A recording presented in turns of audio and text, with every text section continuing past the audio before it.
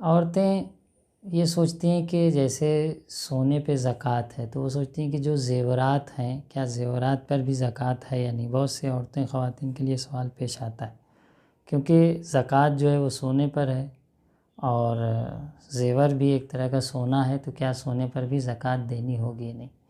تو دیکھیے، جو زکوٰۃ واجب ہے اور اسلام میں جس کا حکم دیا گیا ہے، وہ سکے دار، وہ بھی سکہ جو رائج ہو۔ آج کے زمانے میں سونے کی کوائنس اور سکے ہی بنائے جاتے ہیں، لیکن وہ رائج سکہ نہیں ہے، نہیں، وہ سکہ جو رائج ہوا کرتا تھا کرنسی کے طور پر، پیسے کے طور پر جس زمانے میں، اس پر سونے اور چاندی پہ زکوٰۃ تھی۔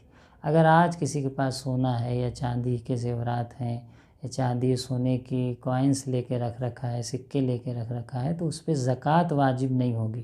ہاں، اگر وہ استعمال نہیں کرتی ہے یا اس کی ضرورت سے زیادہ ہے جو اس کی شان کے مطابق ہو، تو اس پر خمس بے شک واجب ہوگا۔ 1 سال اگر گزر جاتا ہے اور سونے کو استعمال نہیں کیا ہے، یا سونا اس کی شان سے زیادہ ہے، ایک مڈل کلاس کی گھرانے کی خاتون کا زیور جو ہے یا اس کا سونا 4-5 تولہ 6 تولہ ہونا چاہیے۔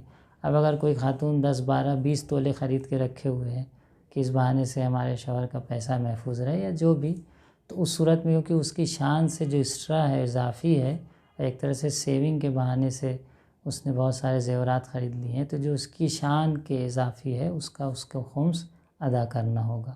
تو خمس واجب ہوگا، لیکن زکوٰۃ واجب نہیں ہے۔ ایک کنفیوژن ہے، لوگ سوچتے ہیں کہ جس طریقے سے سکے اور چاندی پہ زکوٰۃ ہے، اس طریقے سے سونے اور چاندی کے سکے پر جس طریقے سے ہے، اسی طریقے سے زیور پہ بھی ہوگا۔ تو زیور پہ زکوٰۃ نہیں ہے۔ ہاں، اگر آپ کی ضرورت میں استعمال نہیں ہو رہا ہے یا شان سے زیادہ ہے، تو اس پر خمس ضرور واجب ہوگا۔